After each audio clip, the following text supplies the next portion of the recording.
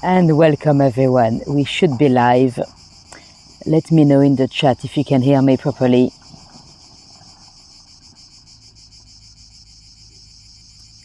We are live from Roquebrune-sur-Argens.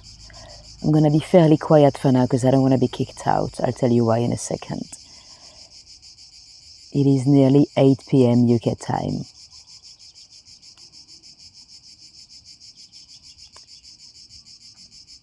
This is a place of worship, so I'm going to be fairly quiet for now. If you don't hear me well, if you want me to raise the volume, let me know.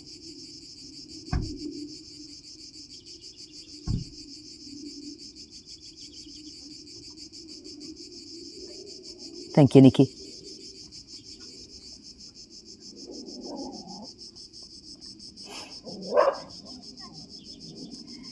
Hi Mitzi, and welcome everyone that just joined. We've got about 3-4 minutes before to go, I think. Let me give you a glimpse of the view. So if anyone was completely new to me, we're going for a live walk. We've got about 5 minutes before we officially kick off. So you can see a bit of the sea in the distance. That is Saint Raphael down there.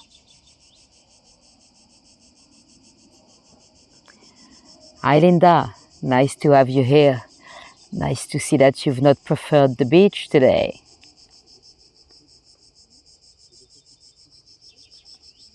I'm gonna have to tap the microphone 3 times. Let me know in the chat if you've heard it. You should have heard 3 taps. Let me know. I'm in France, Lucky. I'm in France, Laurie. I'm on the French Riviera.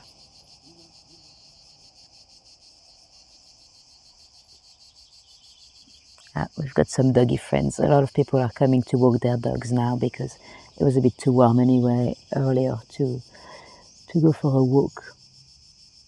Hi Marilyn, and welcome everyone else. We've got about 2 minutes to go. We're just waiting for everyone to connect.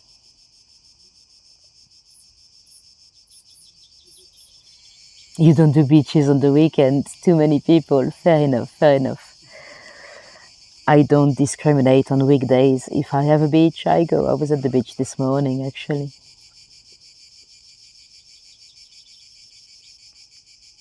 Are you keeping an eye on the game at the same time? Good.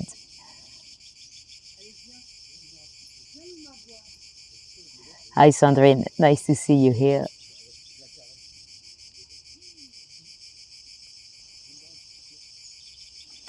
Your ex was from Nice. Nice, that's where I landed 2 days ago. It's not far. It's nearly 8 p.m, so we'll kick off at exactly 8 p.m. Caroline. So an hour ahead of the UK.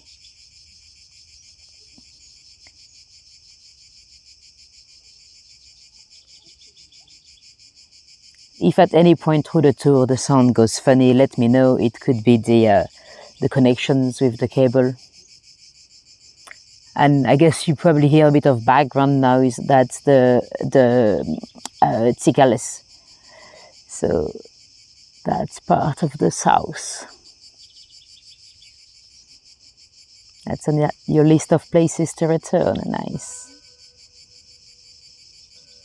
I can hear the bells of the monastery, so it's probably 8 o'clock. Let's see. Yes, it is exactly time to go. So welcome everyone. Without further ado, let me stand up.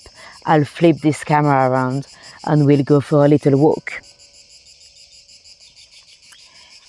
Now, I was being fairly quiet because technically I'm on a private ground and it is also a place of worship.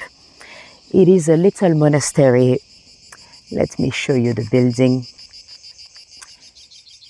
So this is a quiet and peaceful little monastery here. Would you believe this place was raided by the police in 2018? They believed that the most wanted man in France was hiding inside. Well, unfortunately, that was not him. It was a look-alike. Although personally, I don't think he looked like him, but there had been a couple of reports. The police had some very good suspicions. I mean, they had some good reasons to suspect that the fugitive might have been hiding in a monastery, but I'll tell you why in a second. Now, give me a thumbs up in the chat if you remember what fugitive that is. If you remember talking about it we talked about it a few years back now when I did a live tour in Nantes.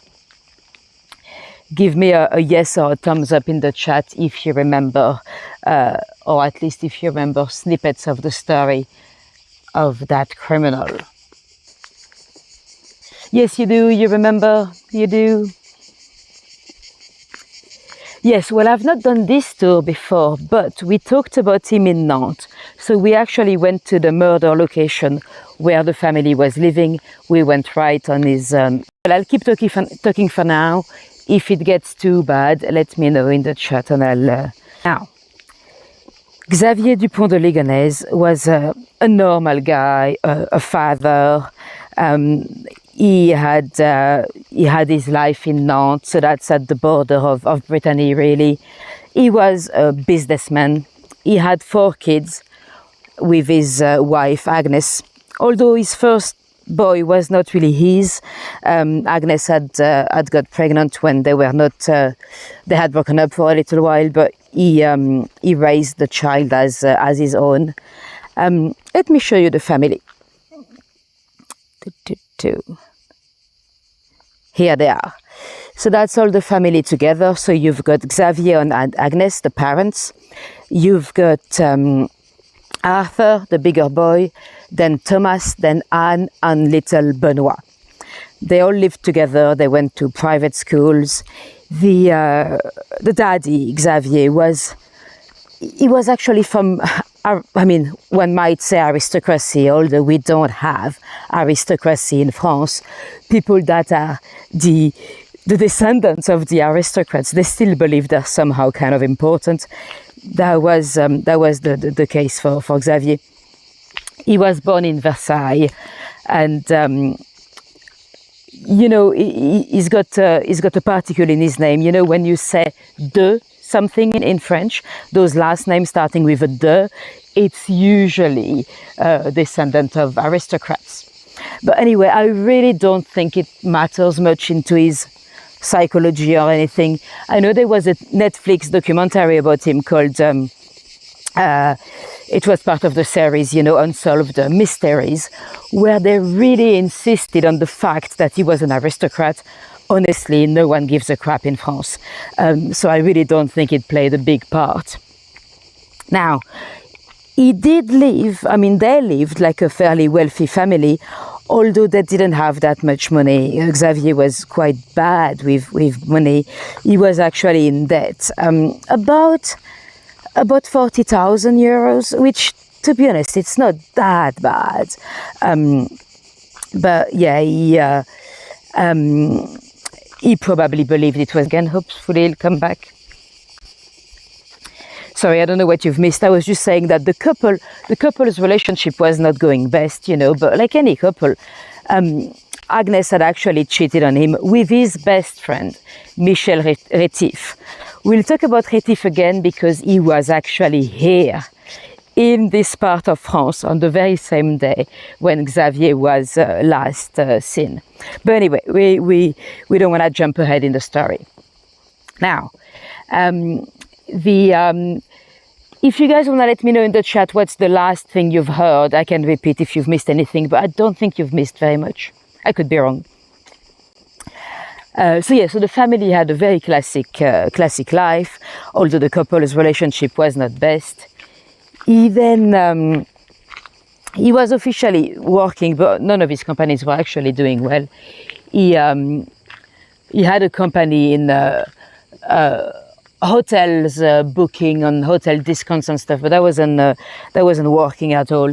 He used to work as a mystery shopper for hotels, so he had a habit of booking into hotels with fake names and stuff like that, because that used to be That used to be part of his job. He was about 40K in debt. Thank you, Tish. Yeah, so after that, I only told you about the family. So he was in debt, but from the outside, no one would know about anything weird with the family, you know.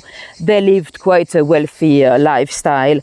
The teenagers were at school, in high school, when the two bigger boys were students. One of them had a job in a pizzeria on the weekend, and the other one was studying music in Angers, so not far from Nantes. Anyway, one day in April, well, we know now that it was very probably the 3rd of April. We are in 2011, so exactly 15 years ago. It's just been the anniversary. The kids went missing, and the mother, but it wasn't very suspicious at first, because the school had received a letter saying that the family had gone to Australia for a new job for the daddy. Agnes worked in a school, but that school had received a phone call at first saying she was unwell, and then the letter saying that they had moved to the US. The kids as well, he had rung, I think, one of the schools saying that one of them had a scooter, a moped accident. And then all the schools, so a few days later, received a letter saying that the family had moved to Australia. So the schools were aware that the family had moved away to Australia. Now, all the friends received a letter. It was all the same letter with a very... The tone of the letter was quite happy. It was like, coucou tout le monde. So, hi everyone. Great news. We're moving to the US. I have been secretly recruited by the DEA, the USA Drug Enforcement Agency. He had lived in the US before. The daddy, Xavier, had lived with an American dream, really. So that would have been a bit surprising, but not completely out of character for the guy. And so yeah, they've been recruited by as some kind of a secret witness and secret officer for the USA Drug Agency, and therefore they would not hear from them again because they'll go undercover in the US. I mean, it sounds quite incredible, but you know, why not? The big mistake he made, it's probably that he had closed all the shutters on the house in Nantes, and he would never do that. They had lived there for many years. They'd never closed the shutters. So the neighbors started to be worried, and it's not like if the family would have been able to have gone away, because they had gone. I mean, only one car was gone. So that was very unusual. Now, if everything goes to plan, we'll get a bit closer to that rock in a moment. But let me tell you already, in case anything could overheat. It could be the gimbal, it could be the phone, because it's particularly hot today. This is the Rocher. The town is called Roquebrune-sur-Argens. Argens is the river. Roquebrune, that would literally translate into brown rock. So it's named after this rock. That's where some believe Xavier still is today, but we'll get to that. So anyway, at the moment, we're still in Nantes, so we are at the border of Brittany. The family is missing. The police came, but there was nothing very suspicious. They had a letter that had been given, no stamp, just given, dropped into the mailbox of Emmanuel Turner. There was another very good mate of Xavier. Emmanuel was a friend of his that was, he happened to be gay, and he was probably in love with Xavier, because Xavier didn't treat him very well over the years. Emmanuel had received the same letter saying they'll be moving to America, but he said, by the time you get this letter, we'd be gone. The key is in there was a little electricity box in front of the house. And Emmanuel turned up and the key wasn't there, so it didn't make sense. The family could not have been gone yet if the key wasn't there. And then the cross stitch, I think it's for the monastery. We're still on the ground of the monastery. Now, the Emmanuel Turner didn't get massively worried, and the next day he comes back, he opens the little electricity box, and the key was there. Apparently, he did not get in that day. He waited, and then he came another day. There was nothing. I mean, it did look like the family had moved. All the items of clothing were gone. The computers were gone. They were all the picture frames on the wall. They were there, but the pictures were gone. It did look like if the family had moved, but in a very quick manner. You know, like if they had done it very quick. There was still a bit of in the kitchen. There was a mop that was still a bit humid and stuff. Let me show you the village from here. Well, the town. It's not a village; it's a town, really. So that's where we're heading to. We'll walk down there. So this is Roquebrune-sur-Argens. Now let's go. So yeah, the house was empty, but it was quite coherent with the family just moving away quickly, you know. What really was surprising, it's the car. I mean, they couldn't have gone all together in one car because, I mean, it was 6 of them. Well, 4 kids to adults. And they started to talk about it in the news, but very briefly, you know, just that the family was missing. And eventually, on 21st of April, so we are way, later, you know, we now believe that whatever happened on the 3rd of April. The coroner was actually having a press conference talking about the missing family, when someone interrupted it and he came to say something to his ear, and you've got all the live cameras and everything, and then the coroner had to say, well, I'm afraid I've got news. Bodies have just been found in the house under the terrace. So they had a back garden with a terrace. And so obviously all the cameras went to the place, and you know, it would have been a big deal anyway, but because the broadcast was kind of interrupted with the news, it became even bigger. And the bodies came out. 1, 2, 3, 4, 5. Where is number 6? Xavier was never to be found. So he, of course, became the main suspect very, very quickly. The 4 kids and the mother, Agnes, had been shot. The kids had been drugged first, so we believe they had been shot during their sleep. It probably happened in 2 different nights. Agnes, she had a sleeping, she had sleep apnea, so she had those machines that they actually have to be given back to the government. They don't really, my dad has one, you don't really own them. It belongs to the French health system. So there was actually a note to give it back to government. Anyway, whatever. The machine had been turned out in the middle of the night. They believe that's the time she died, although Agnes was the only one that wasn't drugged. Some people would argue that maybe she was an accomplice, that maybe the couple did it together. It's very, very unlikely. And actually, Agnes' brother has finally given an interview for the first time. I mean, a public interview, TV interview, a few months ago. And you can see there's absolutely no chance he would believe anything like that of his sister. But anyway, we believe she was killed first. And then he had gone to the kids' bedroom. Only 3 of them were there that night and shot them in their sleep. Now, what is really shocking about this case, it's the murders are, but it's also his attitude. We've got the recording of a voicemail that he's left his sister 2 hours before the murders. He's like, hey, we've gone to the cinema tonight, just a family day out. Just ring me back when you get this message. I'm just gonna go and kiss the kids goodnight. I mean, he's so chilled about it.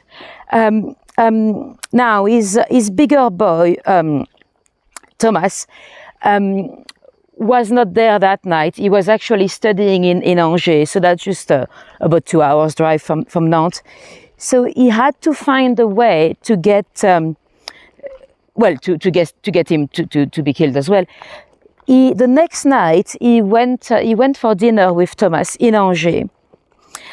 We know Thomas wasn't really excited about it because he had told his friends, "Oh, I've got to have dinner with my dad." there are a lot of witnesses at the restaurant.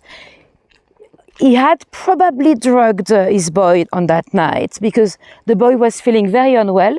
And the next day he texted his friend, "Oh, what did we do last night?" He had no memories of the night whatsoever. Now, it is possible that Xavier had second thoughts because that boy, although he was the second boy, he was his first. So, in terms of the title, that doesn't exist anymore, but the title of Comte de Ligonnès, again, we don't have aristocracy in France, but for them it still exists. So, that would have been the heir. So maybe he thought, should I spare him? We don't know. It's really hard to tell what has happened in his mind, but the next day he actually texted his boy again, "Your mother had a bicycle accident, she's in a little coma." A little coma? I mean, is there such thing as a little coma? You're either in a coma or you're not. But anyway, you need to come back. So Thomas came back to Nantes to see his mother at the hospital, allegedly.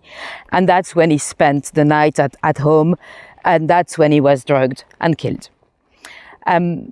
Now, so the first night would have been the night of the 3rd. That is, we believe, the night of the 5th. As far as we know, Xavier stayed in Nantes in that house for another 2 or 3, well, probably even 4 nights. He left Nantes, we believe, on the 10th. He left and he went across the country. Now, he's not really hiding. Yes, he books the hotels with a fake name, but not very fake. He'd go like Xavier Dupont, so he would just keep de Ligonnès, for example. And he's using his credit card. So it's kind of like if he wanted to be traced. Although at some point he started to turn his phone out, but he would use a little, those little USB sticks with the internet, so they use that to track him anyway. And you'll start to have a nice view on the little cemetery from here. We can't go inside, it's going to be closed at this time, but you can see a bit of it from above. Now, talking about the cemeteries, by the way, there is, we had a medium that said she had a sighting or a viewing of Xavier being dead in a cemetery. Like if he had managed to kill himself in a grave, in an old cemetery somewhere. It's quite unlikely. I don't personally believe the man is dead. I mean, he might be dead now, but I don't think it's the type of guy that would kill himself. Although, well, maybe he did, but not alone. But I'll tell you about that theory later on. Now, the nice little cemetery here. I don't know anyone buried here. I don't think there's anyone massively famous, but a nice little place, especially at this time of the day with the sun. Now, back to the story. So, he's left and he's gone across the country with his little Citroën car. Let me show you the way he went. This is pretty much the way he did. Now, he did that over the course of 5 days. You could drive that in a day, So he went actually, his friend Manu Turner called it like a pilgrimage. He kind of went to places he used to live, or maybe places he used to frequent. And he finished here. You can see the last one, Roquebrune-sur-Argens. Let me remove the photo. So, as far as we know, as far as we knew until a few months ago, because there's been some alleged developments, this here, Roquebrune, is the last place where he was seen on the 15th. So he's gone through the country, stopping at hotels, some of them quite fancy. In one of them, he actually had a very fancy dinner, and the next morning he was talking to the landlady, almost like flirtatious, So definitely like in a fairly good mood, or at least nothing out of the ordinary, really. And when he checked himself into a hotel here, it was a budget hotel. It's called Formula One. We're not gonna go all the way because it's a very it's like a bit of a shopping district, like big shops. It's not pretty. well, everywhere in the French Riviera is pretty, but you don't want to go down there. It's not the best. So we'll go into the old town anyway. It's nicer. But yeah, he checked himself into a hotel. He was seen on the cameras at the hotel.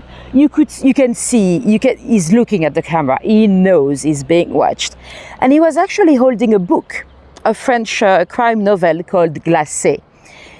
In the book, of course, the police officers have read the book over and over again to look for clues. In the book, there is a character called Xavier. I think he's a psychologist. I've not read the book. I don't think. I mean, I think he was just playing, you know. But yeah, of course, that everyone went into that book because he's holding it in front of the camera. You can see he wants it to be seen. Then he was also actually, you know what? Let me show you the photo so you can see. So this is him at the hotel. He knows the camera is there, you know. He literally, I mean, it looks like if he orchestrated, like if he was the director of his own movie, you know. He was also seen, 2011, April 2011, so 15 years ago. So he'll be much older now. He'll be looking like 65 years old. I can show you. I'm gonna have to tell YouTube that I've used AI, but I don't mind. I'll show you the. If you use any AI nowadays on YouTube, you have to tell YouTube, otherwise you might. But anyway, it's not me doing it, but this is the AI different possibilities of what he might look like now if he did not have any surgery. The thing is, he looks a bit like anybody, you know. Even on different photos of him at the time, he looks drastically different. But yeah, anyway, if you see him anywhere in America, let me know. But you know what? You might wonder about his motives. Personally, I think his motives were exactly the same as John List. John List was a gentleman in New Jersey in 1971. He was, I think he worked in insurance, so fairly wealthy. You know, they lived in a nice home in the lovely suburb in New Jersey. He had three kids plus his wife and his mum, and he killed everyone. He shot 2 of his kids and his mum and his wife. Then he had another boy that had a football match. He went to see his boy play football, then brought him home, shot him as well. Then he put some music in the background, and he had also written to the school saying the kids wouldn't come. So it took a while, and he left his car on, I think it was on the airport car park, to kind of lead the investigators into looking broader, you know. And he had left a letter for his pastor, or his priest anyway, in which he explained that he had been ruined. And he was a very, very religious man, and he believed that if he had been ruined, his kids would necessarily go into crime. So basically, he was kind of sacrificing them to avoid, because if they went into poverty, they would go into crime. That was his logic. So that's John List. We're not talking about Xavier here, but John List in the US in 71. But I think you could probably apply the same logic to Xavier, because he was a religious nutter, absolutely mad. And his big boy, Arthur, had already had troubles with the police for stealing a bicycle and smoking cannabis. So you can imagine that maybe he would think the same as John List. And John List was found 18 years later in Virginia. There was an episode of America's Most Wanted, and they had shown a picture of him aged. An illustration or an AI, or I don't think there was AI yet, but a computer programming image of what he would have looked like a bit older, and that worked. One of his colleagues from work actually called the police, and he was arrested. He had an accounting job in List. No, I think it's just List, like a list. John List. If you put John List, New Jersey, 1971, you'll find him. So yeah, anyway, he was found having a new life in Virginia 18 years later. So that's in 1989 that list was found. And guess what? Xavier Dupont de Ligonnès was in the US at that point. So he would have known about journalists. He would have heard, I mean, when you find the most wanted men, you probably, you know, even if you are a tourist, you go to the pub, you hear people chatting about it. That's the Cacao Museum. Anyway, so personally, I think Xavier's motive would have been the same. We know he was in debt, and he had sent some letters to friends. He had actually even mentioned to a friend, I don't like to say the S word on YouTube, but you know what I mean, unaliving alone or unaliving with the family. He had even said I should give them some drugs and put the house on fire. So it is something he had envisaged in the past. So there's hardly any question about his guilt, although he's not been caught, he's not been tried, so we don't really know. And you know, he had gone to, if everything goes fine with the temperature, that's where we'll go to the lake. So this is obviously an old painting that's been upgraded by someone a bit more modern. Anyway, he had gone to the US a few times. So he had first met his partner and future wife, Agnes, when they were young. But then they broke up. He went to the US for a huge road trip with his best mate, Michel Rétif. So he's done a few trips, but in 1989 and in 1990 he was in the US. And he was into cars. He would buy those big American cars to try to sell them in France. And he was quite well traveled in the US, and it was always a dream of him to go back. He had actually tried to go back. He had moved to Florida with his family just a few years before the event, but that did not go down well. Officially, the family came back because of vaccinations. Agnes did not. You know, you have to do a few more vaccines in the US than you do in France, like, you know, hepatitis B and stuff like that. Officially, it's because Agnes did not want the kids to be vaccinated, but unofficially it's because his company was absolutely not doing well. They had no money. Now, before we go much further, there used to be another cafe exactly like this one, but down there, called the Café du Var. Xavier was seen in there. We are talking on the day of the 15th. So this does not contradict the official timeline. This is still something we can easily believe. So it's the local baker that had spotted him. He was having a coffee at the counter. Now, I'm gonna try not to put too many kids on camera because there's a little event here. It looks like they're playing games, like 19th century games and stuff like that, because I've seen a lot of interesting wooden games. This is nice and quiet. Tomorrow night here it's gonna be madness. Well, tomorrow night it's gonna be madness everywhere in France. Oh yeah, look, they're dressed like in the 19th century or something. So there must be an event. Yeah, tomorrow night there'll be music day. The summer solstice in France, it's music day. So you've got music absolutely everywhere. Although there's a few towns that had to cancel the music day tomorrow because of the heat wave. Now let's go towards the back streets where it's going to be a little bit quieter because there's a lot of kids down here and YouTube doesn't really like kids. Now, Xavier was seen in here in the old town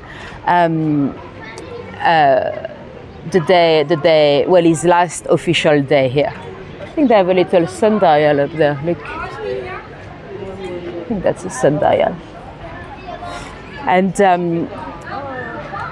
what he did is that he checked out of his hotel at 10:19 a.m. So he left with his car of the Formula One hotel, the one we've just seen on the camera screenshot, and he came back. He came back at 4 p.m. He parked his car. He knew he was on camera again. The guy is quite smart. He parked his car. When you check out of a hotel, why would you come back to park your car right there? It's because he knew we were gonna find the car. You know, if you really wanted to disappear with your car, you drop your car anywhere else, you know, to make it a bit difficult for the police inspectors. Now, he dropped his car and he left it. He left it behind with, oh, look, there's a little furry friend up there. I don't see the head, but I see the tail. I'm just gonna wait until people go back because it's a bit busy. I'll just let them go. Yeah. And so yeah, he's sorry. Thank you. He left his car. He was seen on camera with you know those, what, I don't know what you call them, those it's like a protection for a suit. If you are a man, you know, if you don't want your suit to get damaged, it's kind of like a housing for a suit. Anyway, so he's living with that on his shoulder, with something looking quite long inside. It is probably meant to be the long gun that he used to kill all his family. The long gun came from his dad. His dad had died just a few months earlier, and he had taken the long gun from his dad. He had been taking some lessons on how to shoot, and he had been buying some ammunitions the months before. So it probably was planned for a little while, because the ammunitions were bought a month before. He had bought all the burial materials as well, just a few days before. Look at the gate, 11th century, Portal Saint-Michel. And so yeah, he probably knew what he was going to do for a long time. One of the letters in which he actually mentioned the idea was a year earlier, but his friends didn't take it seriously. You know, you don't think, you know, you think, oh, he's having a bad time, he's going through some dark thoughts. You know, you wouldn't think that your mate is really considering putting the house on fire and killing everyone. Anyway, another lovely gate here. So this is really the old town. This area is very old. Even in Fréjus, you have some Roman. Right next to where we started, actually, there was a bit of a Roman viaduct. So this area is quite old. It's been inhabited for a long time. And this one is 17th century.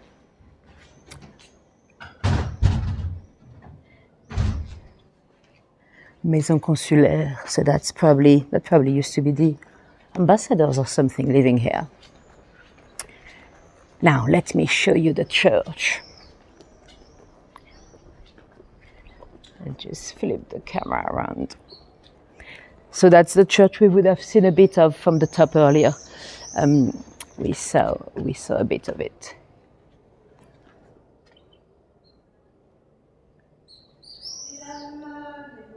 So anyway, back to Xavier. We don't know what he did between 10:19 and 4 o'clock. He came back to drop his car. He left with what appears to be, or we think he wants it to look like, a long gun, and then he goes. That's it. He was never ever seen again. We don't have any evidence of him being alive after that day. And remember, so that's the 15th. So we're still 6 days before the bodies were discovered, really. So he's far ahead of the police anyway. At that point, he can actually go to Nice, catch a flight to New York with his real name. He's not a fugitive yet.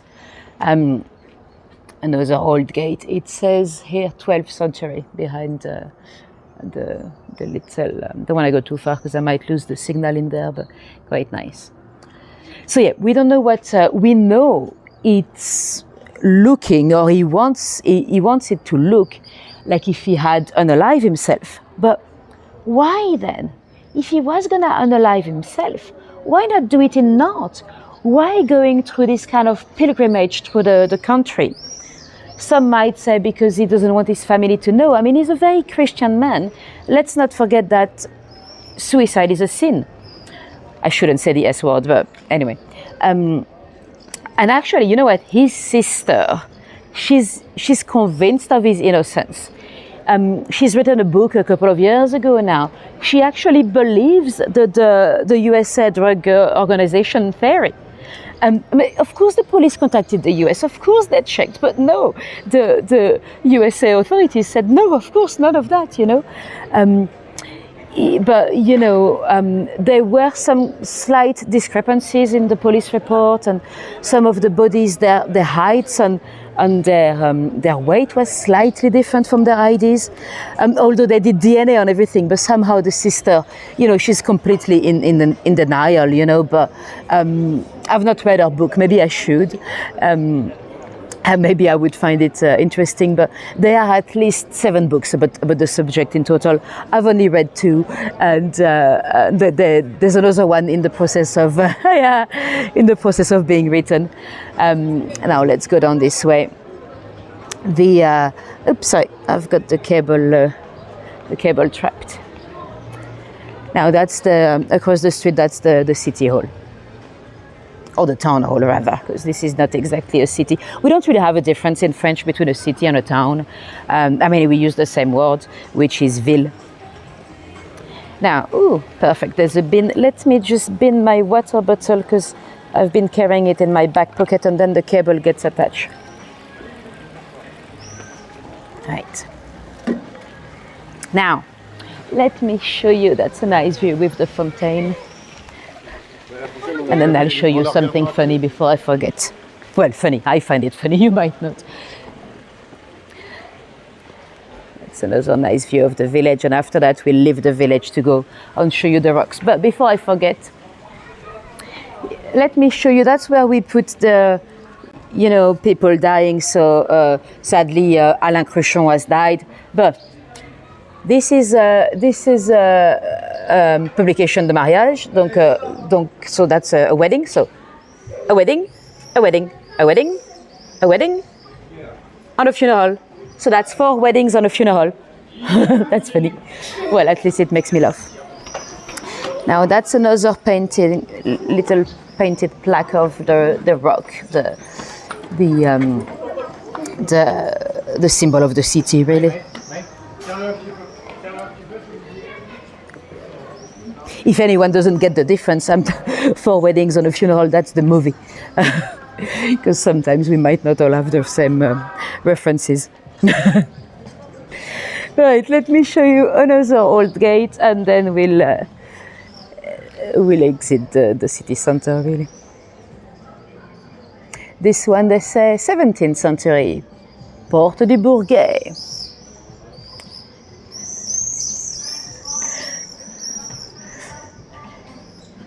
Well, at this time of the year, there are quite a few weddings. There was one earlier today. When I arrived about 6 days earlier, there was. I heard a strong microphone that went. Is it buffering again? Is it buffering again? Looking around if they're talking to me, but that wasn't me. Natalie was a very popular talking to me, but that wasn't me. Natalie was a very popular name in France about 15 years before. À partir de 21h, nous aurons les dents de la nuit. À partir de 21h, nous aurons les dents de la nuit au grano, et à 21h30, 21h40, on descend sur la place Germain-Ollier. So she just said it's for the. Did she say Saint-Jean? Is it Saint-Jean? Well, anyway. Did she say Saint-Jean? Is it Saint-Jean? Well, anyway. There is a party tonight on the main. There's a DJ set after this. So yeah. And thank you for the tip. Thank you. Thank you for the flying pair. Now let's take a look at the sundial for the flying pair. Now let's take a look at the sundial.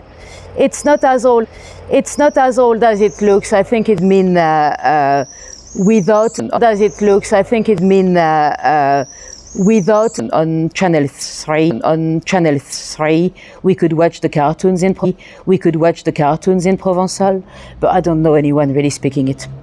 Provençal, but I don't know anyone really speaking it. It's a dead tongue, really. Apologies, I can see that the signal has dropped again. Apologies, I can see that the signal has dropped again a little bit, but hopefully you would have just missed a second. With the signal, but we're very lucky with the temperature. Not even gonna happen. It was so hot. I didn't think the electronics would survive. Now let me show you a nice little, another little piece of straight art. Now let's get back into our story. So for many years that's what it was left at. Xavier last seen here, and you had two different beliefs, really. Some people believed he had unalived himself. Most people killing their family, they kill themselves. That's the way it is. It's just statistics. And some people had believed he had escaped. I mean, honestly, from here you could go anywhere. You can jump on a boat and you can go all across the Mediterranean. Although it would have had to be a small boat, because the Saint Raphael port at the time was actually under refurbishment, so no big boats would have gone. But you could hire a car and go straight to Italy, and you know, it's part of the EU. There's no check anywhere. You just go. Or, of course, he could have still jumped on a flight. He was not a fugitive officially yet. He could have even jumped on a flight with his own passport, you know, with his real name.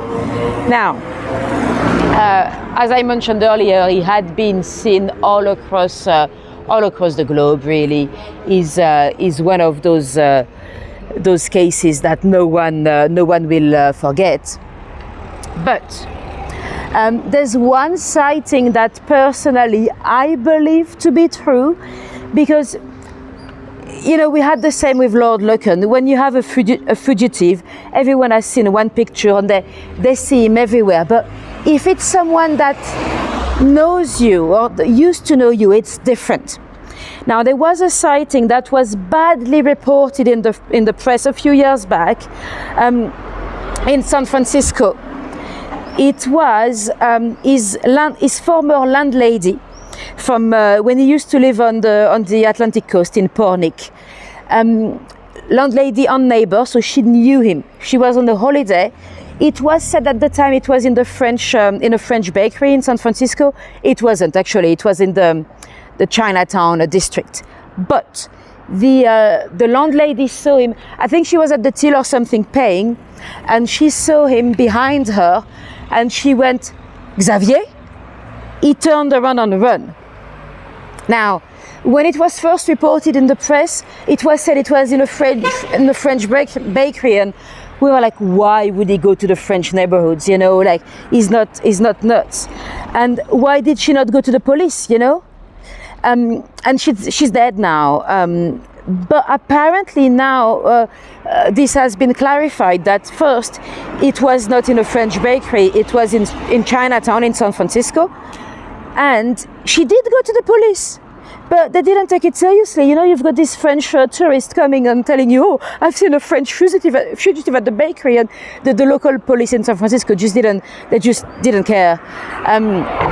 Now, this is the only sighting that personally I think it's probably real, because she knew him.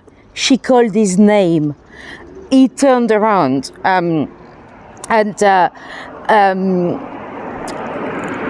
he had, so on the letter, you know, the letter that was sent to everyone, he said he was going to go to the US, right? There was another letter sent to Michel Rétif, his best mate. Well, one of his two best mates, but the one he had gone to the US with. He said, I'm going back, but without you this time. I'll be in touch with Mitzi again. I'll tell you about Mitzi in a sec. And I'm not allowed to tell you where, but we've been there together in November 1990. That's a clue that needs to be digged up. That's literally what he said in French, and this a creusé. So he knew this letter was gonna be read, you know. So of course the police officers, well, lately, there's what happened this year. It's that there's a police officer that was at the time working in the digital track of Xavier in 2011. Now the guy is retired and stuff, but he's gone back into the case. He's reinvestigated and he's just published a book. He believes Xavier is in Texas. I'll tell you why in a sec. But that was very stupid because he's published he's published a book about Xavier potentially being in Texas, and then he went to Texas to investigate.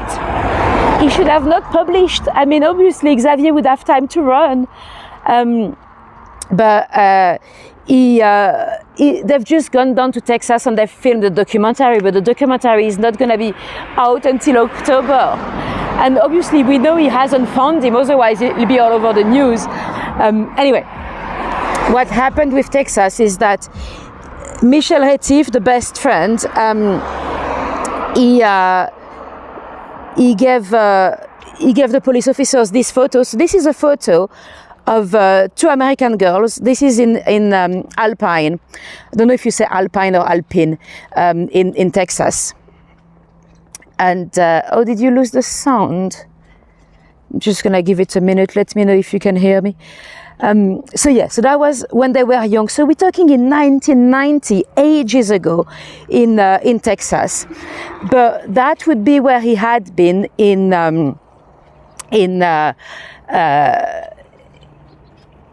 1990, so that's the time he mentioned. Although during the same month, they had also gone to, I think it's called Marina Bay in San Francisco. So it could also be San Francisco that he mentioned.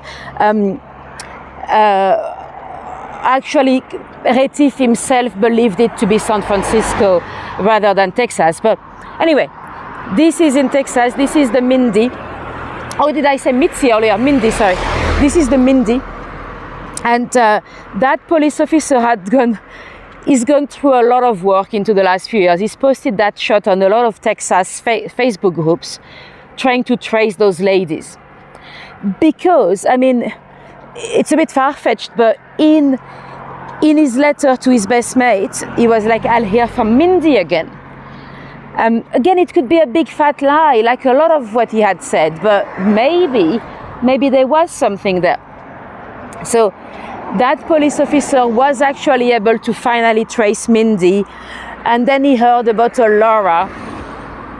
He couldn't actually find a lot about the Laura, because when he spoke to Mindy, I mean, Mindy has not spoken to Xavier for the best part of 25 years, you know, but at least according to what she says. But when it came down to tracing the Laura girl, he kind of hit a wall. They stopped talking to him, the American girls. To be honest, they probably just stopped talking to him because he was a bit insistent. And of course, they had not heard about Xavier for over 20 years. And they're like, that's it. I don't know what to tell you now, you know. Anyway, from what we know of what happened last month in Texas, again, it's not really been published much because they want to keep the suspense for the TV documentary that's coming out in October. But because when you have a full TV crew in a small town in Texas, obviously the local sheriff is going to be like, what are you doing? So the local sheriff of the county of Brewster in Texas, in South Texas, actually published a wanted advert everywhere. And they had some sightings. One of them, it's actually quite compelling. I didn't tell you, but Xavier also killed the dogs. He had 2 Labrador retrievers. He also shot them and buried them with the family. The bodies were actually quite well buried under the terrace. The police had come 3 times before to discover the bodies. It's only because there was a dog bowl that was a bit unbalanced that one of the police officer lady picked up the dog bowl, and then she noticed that some of the cement was a bit fresh. And that's how the bodies of the kids and the dogs had been found. Anyway, we know he likes Labrador dogs, although he likes them, but he kills them. Now, in 2020, there's a lady. She just came forward now after the advert from the Sheriff of Brewster. But there's a lady that has seen a guy that looks exactly like him. She says. I don't know whether she mentioned him being a foreigner or anything. We don't really know the details because, again, they want to keep the suspense for the documentary coming up. But he would have been seen in the cemetery of Terlingua in Brewster, in Texas. I've looked it up on Google Maps. It's a very desertic area, but it is said that it is a place where a lot of fugitive in the US actually go, because people don't really ask any questions, you know. You could just live there in a caravan and you know. But the very detail that he had a black Labrador, of course it could be just another coincidence, but we know he likes the Labradors. There's another psychic that some French people respect. I mean, I'm not telling you that French people in general are into mediums and psychic, but some of them are a bit in the media every so often. There's one that had actually said years ago that Xavier was not dead and he was in Texas. She believes him to be with a Betty, an Elizabeth. She doesn't know if it's like a couple, but there's an Elizabeth in his life. And I tend to believe her because most French people would not know that Betty is the nickname for Elizabeth. It might seem obvious to you, but it's not obvious to us. So the very fact that she would call her Betty for Elizabeth is probably that she's not even made it up. Now that's the rock. This area is full of rocks and caves and forest. If you were going to unalive yourself, of course, maybe that'll be a nice spot if you wanted your body to never be found. Now, I told you Xavier was in debt. He had borrowed 50,000 euros from his mistress. He had a mistress that was extremely rich. He used to know her when they were young and they had got in touch again. But she had made him sign a contract that he would give the money back. And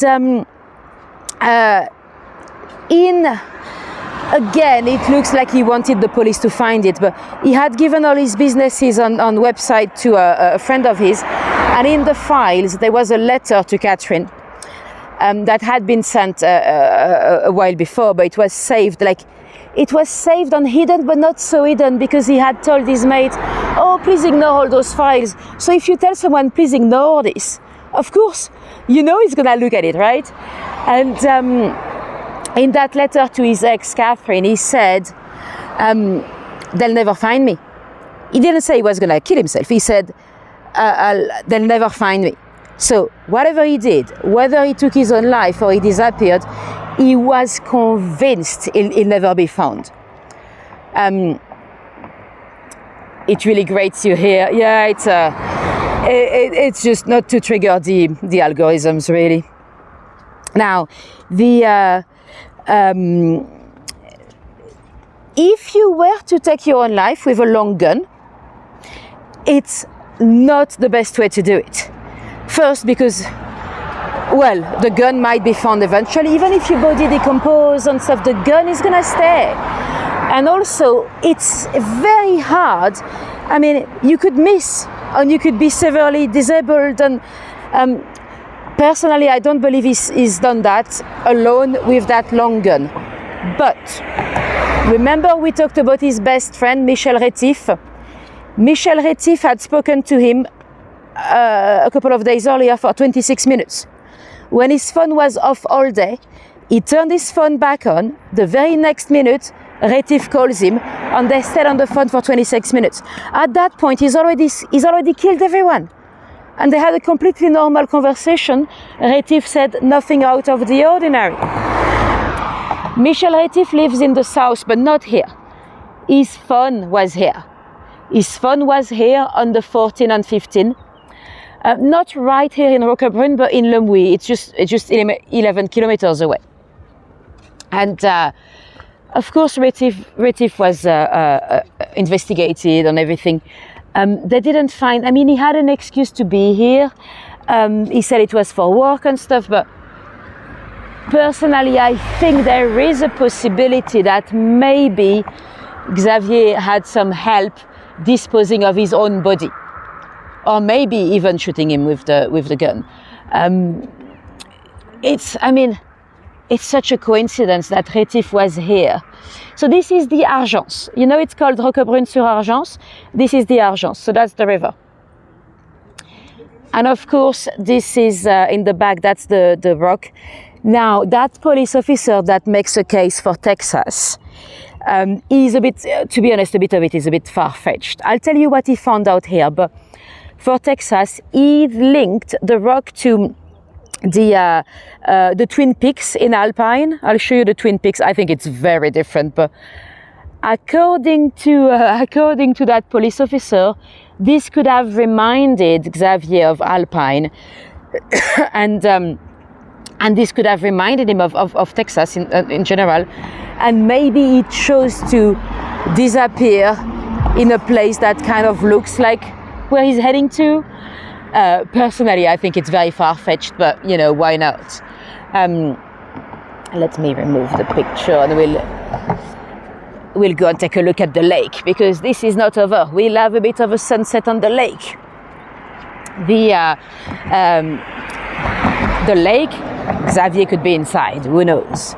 They've looked for his body everywhere, but there were some bones that were found around here not that long ago, but the DNA didn't match. But you know, it's hard to tell you. People would say, oh yes, he would have been found by now, but this area is full of rocks and mini caves and just forests, you know. Of course, you know, in October you might have a lot of people, I say October, I don't know, but at some point of the year you might have a lot of people going to look for mushrooms and stuff. You'd think it should be found, but you know, there's a mini golf thingy down there. Yes, they're both small mountains, exactly. Yeah, I think that's the only thing in common, if you ask me. But you know, sometimes when you want to look for clues and stuff, or eventually you just see what you want to see, you know.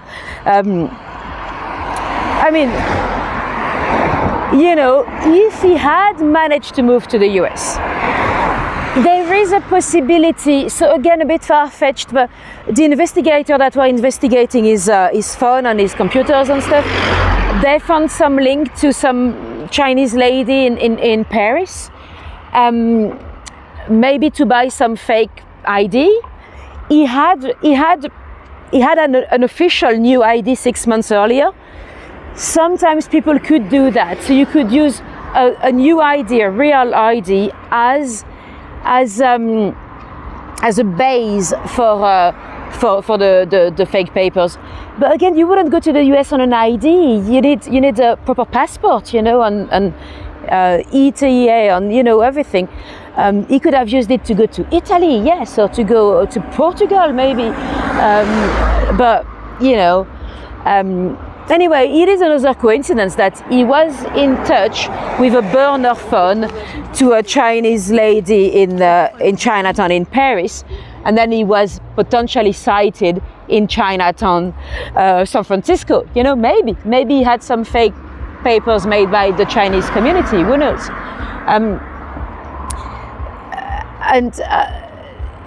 You know, I think as a fugitive, he'll be much better off in Latin America, for example. There have been quite a few French documentaries where they say he had no accent, like oh, he spoke English very well with no accent. Oh, thanks, Christopher, that's very much appreciated. I'm sorry, but that is not possible. Everyone has an accent. They only took that information from his mate Manu that said, oh yeah, he had no accent in English, he could speak like an American.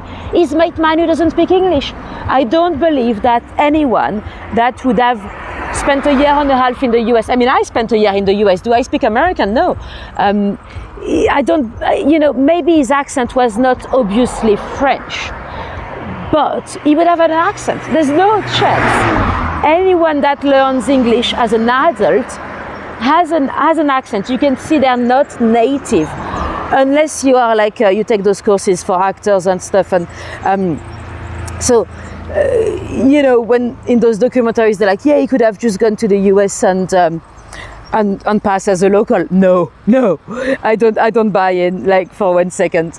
That he could have passed as a foreigner here, that's actually very possible. So what the new information is that really came out with that book is that, as far as we knew, he disappeared and potentially died on the 15th of April 2011. Now, that police officer was able to trace some more witnesses here. One that is probably on the 18th, so 3 days later, where he would have gone into, well, he's actually gone into 2 car dealers, 1 car dealer, 2 car rentals, one to try to rent a little car, but they wanted the deposit in a car, then he wanted to give them cash, so he left. And the other one, same. But one of the car rental, apparently they agreed to drop him at a camping site called Camping de la Nobière. It's on the way to Le Muy.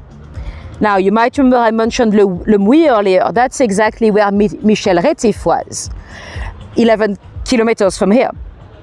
And that witness actually came out, so she's reliable because she said she'd recognize him on TV 2 days later, you know, well, a few days later.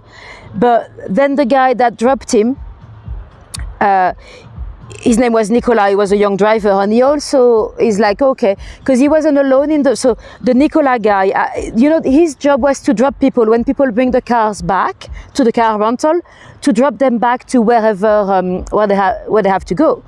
And there was a guy that had rented 3 minibuses because he was actually military, a former military, because they had a rugby tournament in Fréjus, just down here, and they were bringing the minivans back, and they were driving that guy back when Xavier was in the car being driven back to the camping site. So it is very, if not highly possible. I've lost you again, I've not moved. There was also another sighting that was at a restaurant by the camping site. That would have been on the I think that was on the 15th, so the day when he was meant to disappear. The restaurant was called the Relais des Lavandins. It's right next to the camping site as well. So now you have kind of 4 different sightings that still place him in this area for a few more days. So I tend to believe it, but it doesn't prove anything. It doesn't prove that he's it only proves that he's still alive for another 3 days. It doesn't prove that he's gone to the US. It doesn't prove that he's unalived himself anywhere around here. We still don't know. He's probably, it's interesting because he was not very successful in his life. He was not very successful with any of his companies that he tried to run, but he was actually very successful with his escape or whatever he did with himself. I kind of hope we'll find him during my lifetime, but I'm afraid it's just going to be like another Lord Lucan, and we'll be chasing him forever and selling more books and documentaries and having more hopes anytime anything seems to develop, but then actually doesn't develop in anything big. But anyway, let me show you his face again in case you see him anywhere. So that's what he would have potentially changed into as he aged. He had a little missing teeth since he was a child.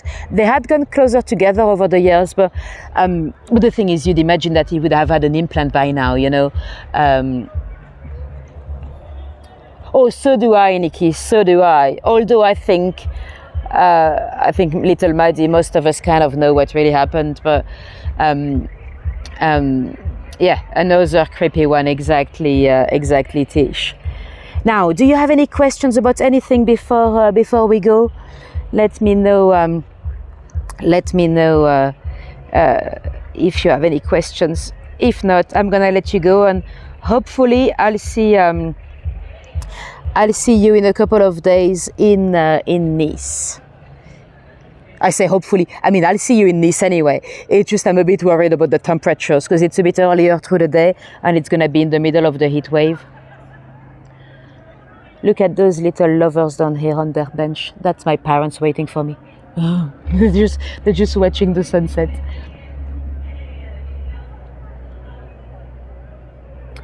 Right, thank you guys. I'm gonna show you my face again. Let me know if you have any questions. If any of you are completely new to me, I hope I got you hooked. I hope you'll subscribe to join more fun next time. So in a few days we're going into Nice. We also have a murder mystery in Nice. Although I don't think it's much of a mystery at all. We kind of know who did it, but he almost escaped justice. Or he did for 30 years at least. But anyway, that's for Tuesday. Thank you, Pauline. That's very much appreciated.